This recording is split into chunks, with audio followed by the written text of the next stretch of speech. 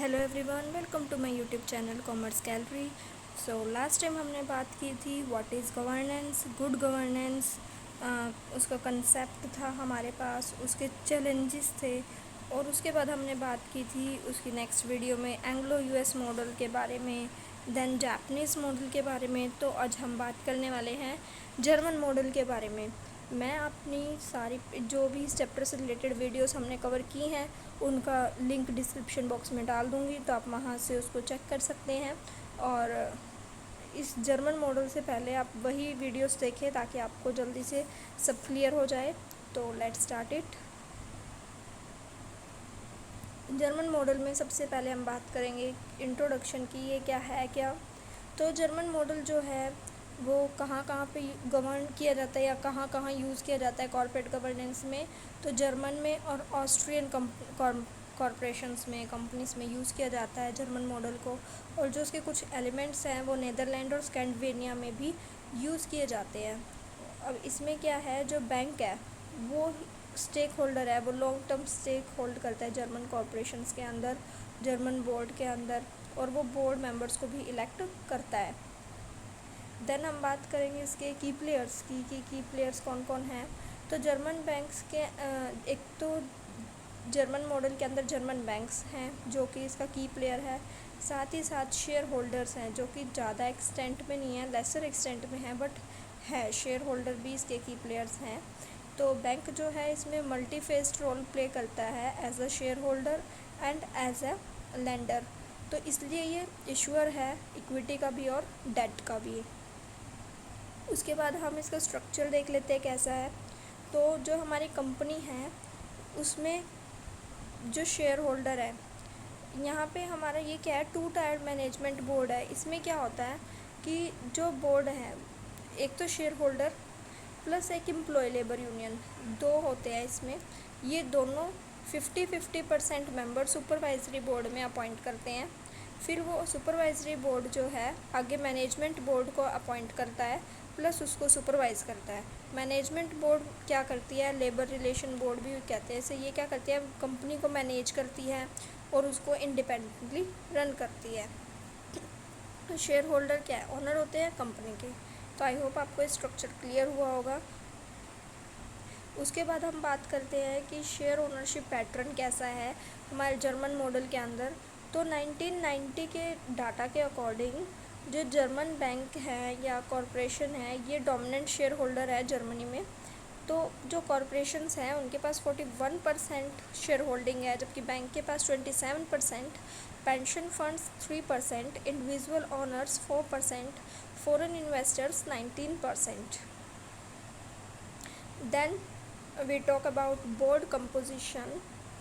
The board composition is two tiered board structure, जो कि एक यूनिक कंस्ट्रक्शन है जर्मन मॉडल के अंदर। ये हमने जो बाकी दो मॉडल पढ़े उसमें ऐसा नहीं था, ये इसी में ही है। और जो जर्मन कॉरपोरेशन है इसको हमने देखा था मॉडल में भी कि सुपरवाइजरी बोर्ड और मैनेजमेंट बोर्ड दोनों गवर्न करती है। तो जो सुपरवाइजरी बोर्ड है वो क्या है, इस महीने में एक ही बार मीट करती है, आपस में मिलती है।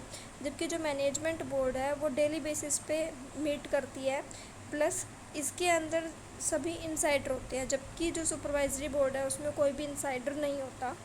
इसमें क्या है, लेबर या फिर एम्प्लॉय के जो रिप्रेजेंटेटिव है या शेयर होल्डर के जो रिप्रेजेंटेटिव है वो होते हैं। जो सुपरवाइजरी बोर्ड है इसके जो नंबर ऑफ़ मेंबर्स हैं वो भी लॉ के द्वारा ही सेट किए जाते हैं। I hope you will understand that.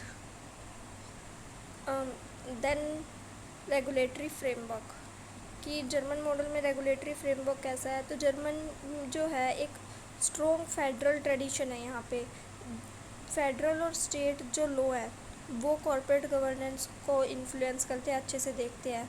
इसके अंदर क्या क्या आता है, स्टॉक कॉर्पोरेशन लॉ आता है, स्टॉक एक्सचेंज लॉ आता है, कमर्शियल लॉ आता है, जो कि मिलकर क्या करते हैं, बोर्ड को, फेडरल लॉज को, मतलब सुपरवाइजरी बोर्ड के अंदर जो भी फेडरल लॉज है उसको देखते हैं कि सही से गवर्न करते हैं कि सही से वो फॉलो हो रहे हैं या नहीं हो रहे। जो फेडरल रेगुलेटरी एजेंसी है हमारी वो 1995 में इस्टेब्लिश हुई थी। देन डिस्क्लोज़र रिक्वायरमेंट, क्या हमें डिस्क्लोज़ करना होता है।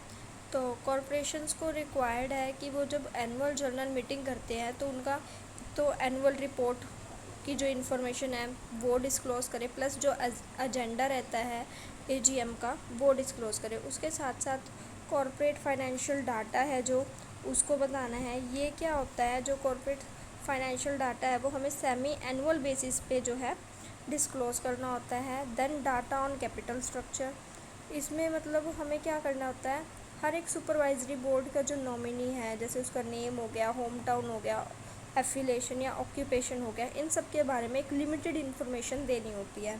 देन हमें एग्रीगेट डाटा फॉर कंपनसेशन, जो मैनेजमेंट बोर्ड या सुपरवाइजरी बोर्ड का जो कंपनसेशन का एग्रीगेट डाटा है उसके बारे में बताना होता है। फिर उसके बाद substantial share holder holding more than 5% of corporation total share capital, जो टोटल शेयर कैपिटल के 5% या उस 5% से ज़्यादा जिनके पास शेयर होल्डिंग है उनके बारे में हमें इन्फॉर्मेशन देनी होती है। और अगर हमने कोई प्रपोज्ड मर्जर या रिकन्स्ट्रक्शन की होती है तो उसके बारे में भी इन्फॉर्मेशन देनी होती है। Then proposed amendment to the article of association, अगर हमने कोई अमेंडमेंट के बारे में सोच रखा है या बोला हुआ है कि भी हमें करनी है इन फ्यूचर, तो उसके बारे में भी हम बताते हैं। और कंपनी ने जो ऑडिटर मतलब अपॉइंट करने होते हैं तो उसके बारे में भी बताया जाता है, उनके नेम बताए जाते हैं। देन उसके बाद corporate action requiring share holder approval, कौन कौन सी चीज़ें हैं जिसके लिए शेयर होल्डर की अप्रूवल की ज़रूरत पड़ती है, वो फर्स्ट इसमें पहले आता है कि जो रूटीन के वर्क है उसमें आता है एलोकेशन ऑफ नेट इनकम, जो हम डिविडेंड पे करते हैं या रिज़र्व को एलोकेट करते हैं, वो सारे नेट इनकम के बारे में हमें बताना होता है, उसके लिए हमें अप्रूवल लेनी होती है। Then ratification of the acts of the management board for the previous physical year, अगर हम कुछ मतलब मैनेजमेंट बोर्ड के एक्ट्स को रेक्टिफाई करते हैं तो वो बताना, उसके लिए भी अप्रूवल लेनी पड़ेगी हमें पहले। देन सुपरवाइजरी बोर्ड के एक्ट में अगर हमें कुछ रेटिफिकेशन करनी है उसके लिए भी हमें अप्रूवल लेनी होगी।